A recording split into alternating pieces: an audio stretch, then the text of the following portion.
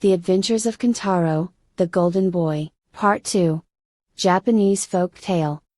Kintaro went from one tree to another that grew along the river bank. At last he stopped in front of a very large tree that was growing at the water's edge. He took hold of the trunk and pulled it with all his might, once, twice, thrice. At the third pull, so great was Kintaro's strength that the roots gave way, and, Mary, crash, crash, over fell the tree, forming an excellent bridge across the stream.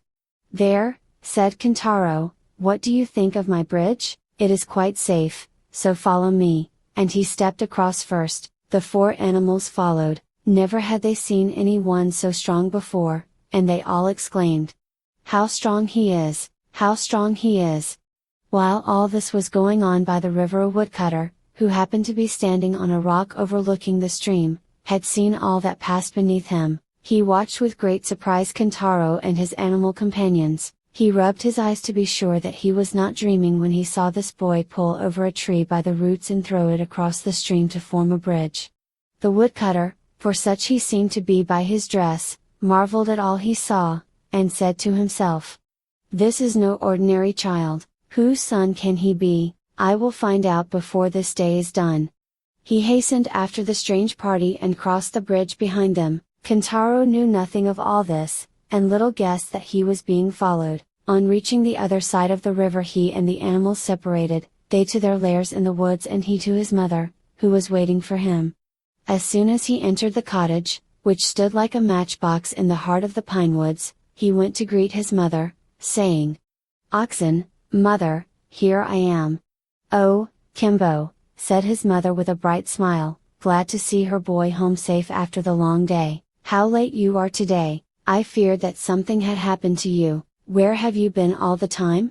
"I took my four friends, the bear, the deer, the monkey, and the hare, up into the hills, and there I made them try a wrestling match, to see which was the strongest. We all enjoyed the sport, and are going to the same place tomorrow to have another match. Now tell me who is the strongest of all?" asked his mother, pretending not to know. "Oh, mother," said Kintaro, "don't you know that I am the strongest? There was no need for me to wrestle with any of them." "But next to you then, who is the strongest?" "The bear comes next to me in strength," answered Kintaro. "And after the bear?" asked his mother again.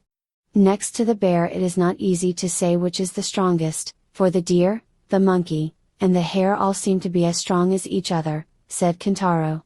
Suddenly Kintaro and his mother were startled by a voice from outside. "Listen to me, little boy, next time you go, take this old man with you to the wrestling match. He would like to join the sport too."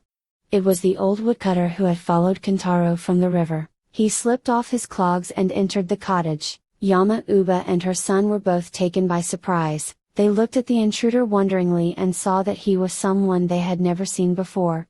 "Who are you?" they both exclaimed. Then the woodcutter laughed and said, "It does not matter who I am yet, but let us see who has the strongest arm, this boy or myself."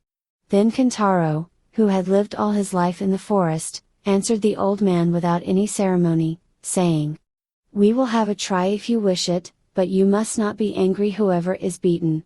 Then Kintaro and the woodcutter both put out their right arms and grasped each other's hands. For a long time Kintaro and the old man wrestled together in this way, each trying to bend the other's arm, but the old man was very strong, and the strange pair were evenly matched. At last the old man desisted, declaring it a drawn game. "You are, indeed, a very strong child. There are few men who can boast of the strength of my right arm," said the woodcutter. "I saw you first on the hanks of the river a few hours ago, when you pulled up that large tree to make a bridge across the torrent. Hardly able to believe what I saw, I followed you home. Your strength of arm, which I have just tried, proves what I saw this afternoon. When you are full grown you will surely be the strongest man in all Japan. It is a pity that you are hidden away in these wild mountains." Then he turned to Kintaro's mother. "And you, mother, have you no thought of taking your child to the capital, and of teaching him to carry a sword as befits a samurai, a Japanese knight?" "You are very kind to take so much interest in my son," replied the mother, "but he is, as you see, wild and uneducated, and I fear it would be very difficult to do as you say. Because of his great strength as an infant I hid him away in this unknown part of the country, for he hurt every one that came near him. I have often wished that I could, one day, see my boy a knight wearing two swords, but as we have no influential friend to introduce us at the capital, I fear my hope will never come true. You need not trouble yourself about that. To tell you the truth, I am no woodcutter. I am one of the great generals of Japan. My name is Sadamitsu, and I am a vassal of the powerful Lord Minamoto no Reiko. He ordered me to go round the country and look for boys who give promise of remarkable strength, so that they may be trained as soldiers for his army. I thought that I could best do this by assuming the disguise of a woodcutter. By good fortune, I have thus unexpectedly come across your son. Now if you really wish him to be a samurai, a knight, I will take him and present him to the Lord Reiko as a candidate for his service. What do you say to this? As the kind general gradually unfolded his plan, the mother's heart was filled with a great joy. She saw that here was a wonderful chance of the one wish of her life being fulfilled, that of seeing Kintaro a samurai before she died. Bowing her head to the ground, she replied, "I will then entrust my son to you if you really mean what you say."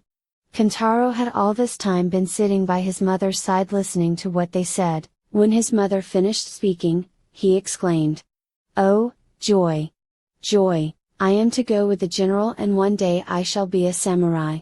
Thus Kintaro's fate was settled, and the general decided to start for the capital at once, taking Kintaro with him. It need hardly be said that Yama Uba was sad at parting with her boy, for he was all that was left to her, but she hid her grief with a strong face, as they say in Japan. She knew that it was for her boy's good that he should leave her now, and she must not discourage him just as he was setting out. Kintaro promised never to forget her, and said that as soon as he was a knight wearing two swords he would build her a home and take care of her in her old age.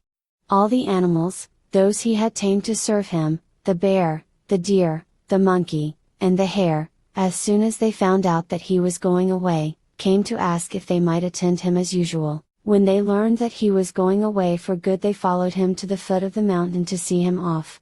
"Kimbo," said his mother, "mind and be a good boy." "Mr. Kintaro," said the faithful animals, "we wish you good health on your travels." Then they all climbed a tree to see the last of him, and from that height they watched him and his shadow gradually grow smaller and smaller, till he was lost to sight.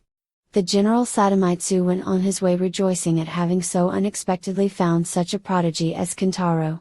Having arrived at their destination, the general took Kintaro at once to his lord, Minamoto no Reiko, and told him all about Kintaro and how he had found the child. Lord Reiko was delighted with the story, and having commanded Kintaro to be brought to him, made him one of his vassals at once.